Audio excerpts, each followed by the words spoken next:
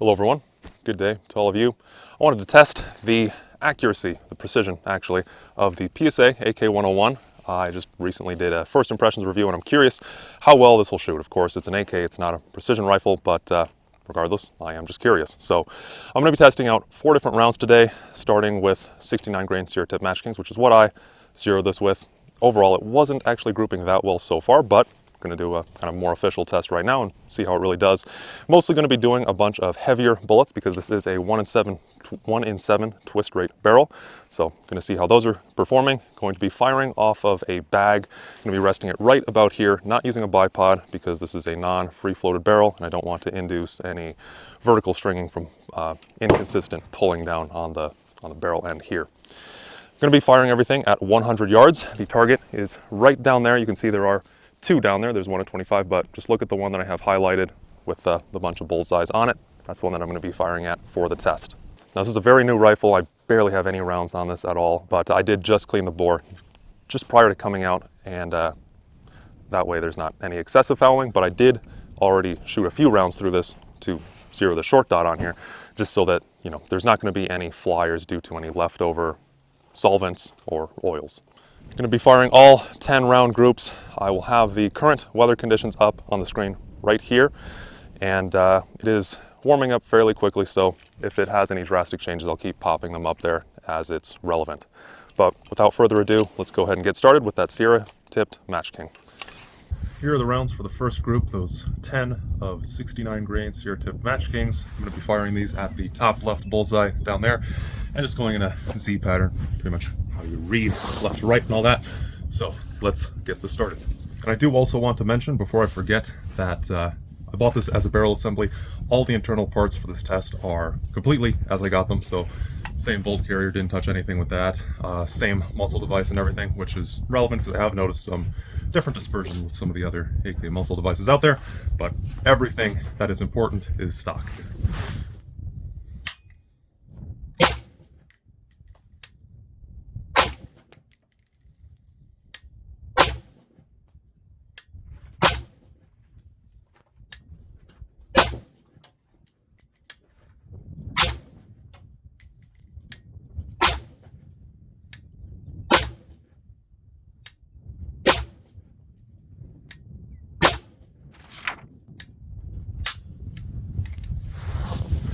The 10 STMKs, I see at least one flyer, but I'll measure those all later. Moving to the next group now. Up next are 69 grain Barnes match burners. Going to be firing these at the top right.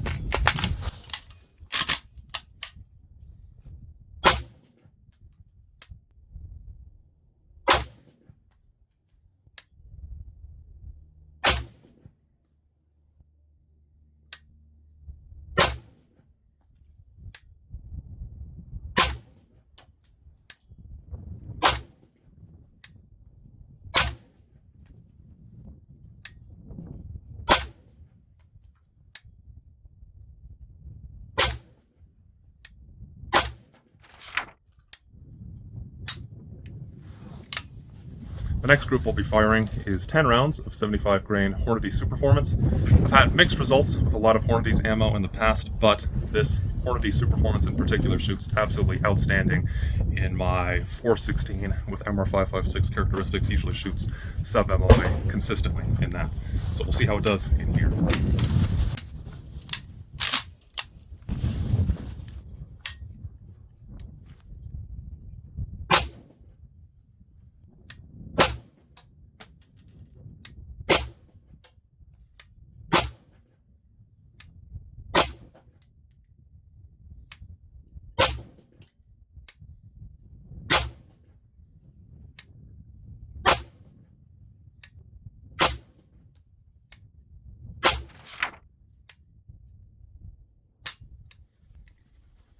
Here's the last group, at least for the main test. We'll see. I'm potentially going to do more depending on how these all do when I measure them.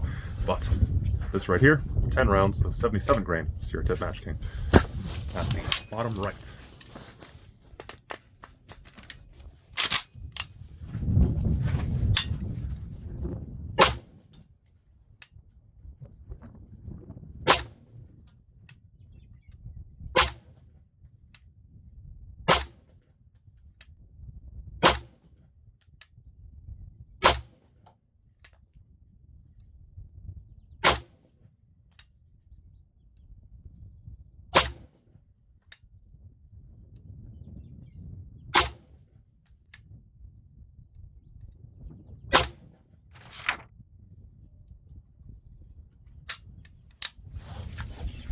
measure those, potentially do some more groups depending on how those did. Going in the same order that I fired this, I'm not going to go and just read off every number because you can read, I've already had these up on the screen, but I did want to touch on, I had a possible flyer up there a lot. For 3 of the 4 groups, these had a potential flyer. So if I include the flyer on the first 69 grain STMK, or actually really on all of these, they become terrible, terrible groups. Oddly, the possible flyer on each of these all ended up pretty high up, you can see every time.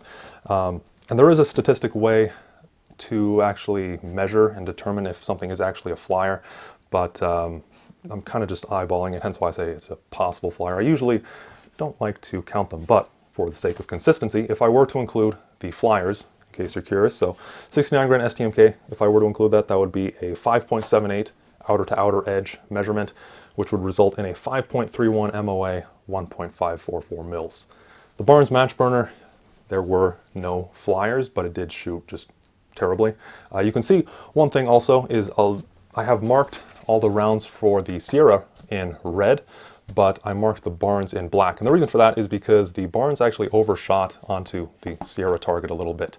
So I'm not too concerned about the shift because that is more accuracy than precision, which is why I like to differentiate the two terms, because words have meaning. Accuracy is whether you hit what you're aiming at.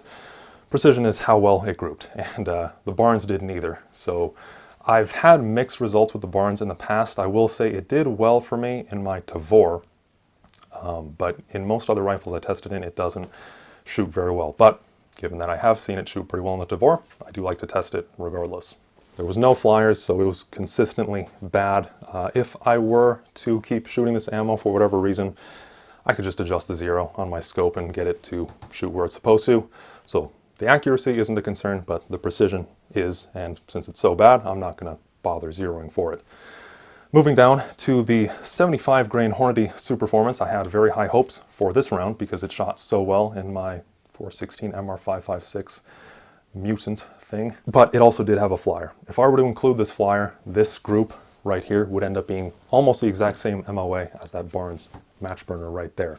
So with the flyer, it would be a 5.76 MOA, 6.25 inch outer to outer edge, 1.675 mils. You did already see, but you know, just to mention again, this did shoot a 2.57 MOA group, so and that excluding the flyer. So this is definitely the best one, which will become relevant later because I did fire one more group after all of this, which I will discuss momentarily. But moving first and finishing up with these 4 to the 77 grain Sierra Tip Match Kings, just here in the bottom right.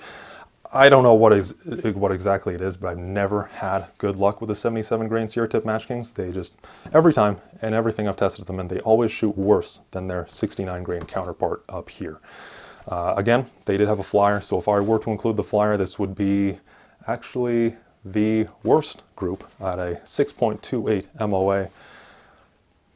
And again, you can see that flyer right up there is, yeah, all the flyers were high for some reason. I see that a lot on AKs. I'm not exactly sure what causes it, but it seems like more than on any other rifle, I tend to see flyers a lot in AKs on just one round usually. Now, I did mention that I did fire another group, so I tested out a different flash hider on here.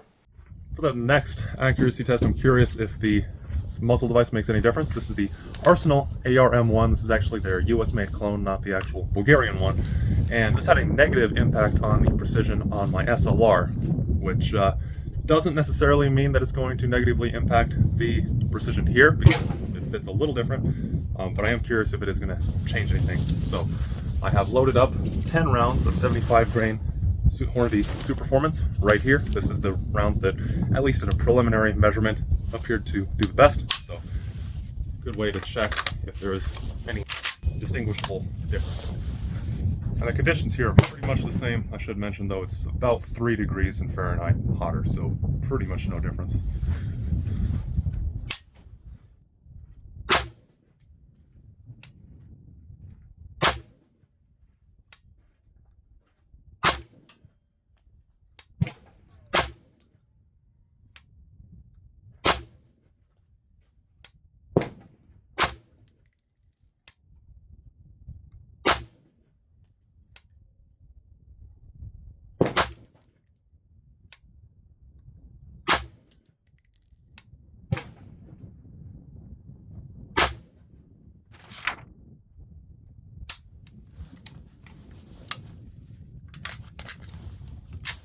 clear. Let's see how those did.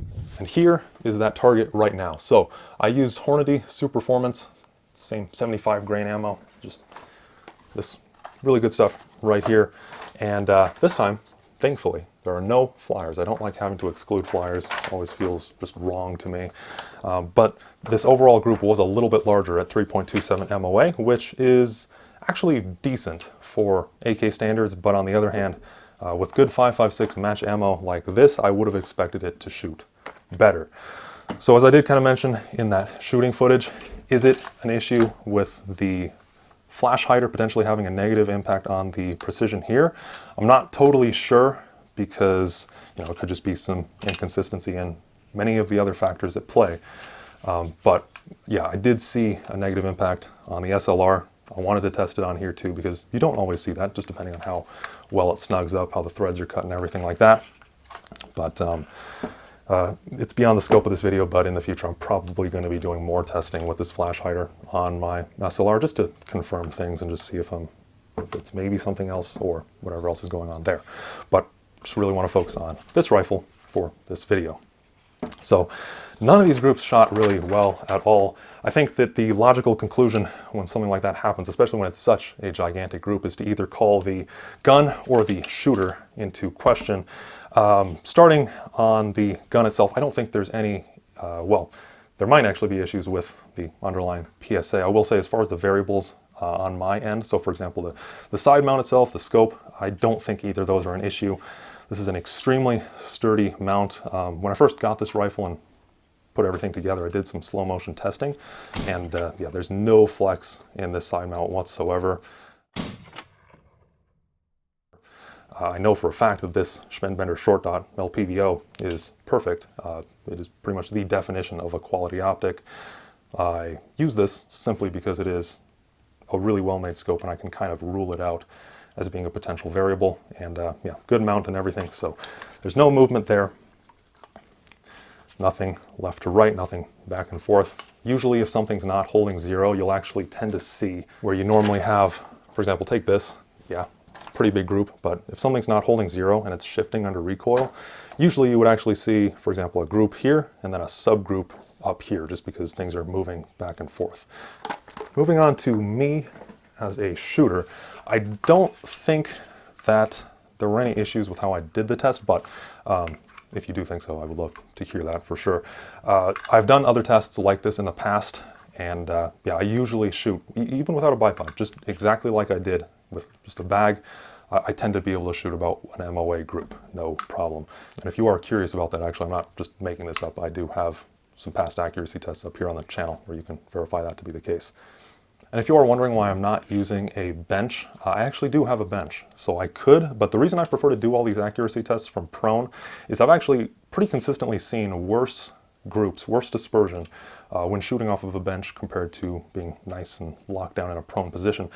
The reason for that is it has a lot to do with harmonics, how the recoil goes back into a flesh and bone shoulder compared to a hard just surface of a bench tends to negatively correlate. Harmonics are a very important factor when it comes to precision. So that's for my own thoughts on how this accuracy test went on this rifle. It did really bad. I think you could probably actually end up getting it to about 3.5-ish MOA, like I saw with the Superformance. But even then, that's not very good. That is a very expensive round for kind of just a lackluster, pretty much mil-spec group. What you would expect from something like M193 or M855. Not really much to write home about. It's okay for an AK, but like I said, I would expect a lot better. I was kind of, a big reason why I wanted to get a 5.56 AK was to try just accuracy testing with it, because an issue with a lot of the good 5.45 and 7.62x39 AKs is, although they might be built well, the ammo really is just low quality pretty much across the board. So that way I would be kind of removing this variable. But I think with this, there's a lot of potential variables that it could be in place of ammo. It could just be that I got a bad PSA AK. I mean, PSA is definitely not known for quality control whatsoever. In fact, I don't even think you can really use the same, you can't use the words quality control and PSA in the same sentence. It doesn't even make sense to do so. So it could be that, although so far this is reliable, you know, maybe they screwed something up on the barrel when they were installing it. I have seen a few amateur AK builders kind of really mess up the barrel when they're installing stuff where it'll work, but will not work very well. And actually, it could also just be that maybe every single round that I tested today was just not harmonically sound with this rifle.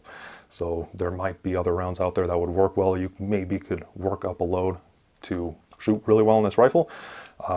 From what I've found so far, I personally don't even think it'd be worth the effort, but maybe it is out there. So if any of you watching this have experience with one of PSA's AKs, or I suppose any 5.56 AK actually, if you have experience with those and you've done your own proper accuracy testing, I would love to hear what you found works well. And I am putting particular emphasis on the word proper, not to sound rude necessarily or snobby, but it seems like especially on the AK accuracy tests, I get a lot of kind of BS comments. I had one verbatim where a guy was claiming that his RPK will shoot sub-MOA 1,000 meters with Tula ammo consistently, which is completely impossible because it's transonic by then as well. If you've seen some of my other responses to comments and some of my other AK accuracy videos, that is why I kind of come off with extreme skepticism, because I get a lot of comments like that with varying degrees of credibility. So just understand where I'm coming from with that as well. But like I said, if you have done proper testing, I do absolutely want to know about it. I would probably be interested in doing some more testing on this myself if I can find a round that does better. But overall, I got what I wanted out of doing this test in this video. I was mostly just curious of what this rifle was capable of as far as precision is concerned, to see if I actually wanted to go with a 4 power, because this is just a temporary optic just for testing. But yeah, after this, I have actually already ordered a aim point that'll be going on here for the foreseeable future. That'll probably be what I'll be sticking with for this build, given that it doesn't really benefit from the added magnification, at least not for my use case. And I do understand that there is an argument to be made for an SHTF rifle and having more magnification just for better target identification, but that's not what I'm using this rifle for. So I'm just going to keep it light, keep it simple with an aim point. If you have any other questions on this, if you have any other concerns on how I did it as well, as I mentioned, I would love to hear those. Let me know in the comments below. Thank you all for watching, especially if you made it through the whole video. Only I think 5% of people do, so kind of funny there. So thank you, take care, and I hope to see you all in the next video. See you then.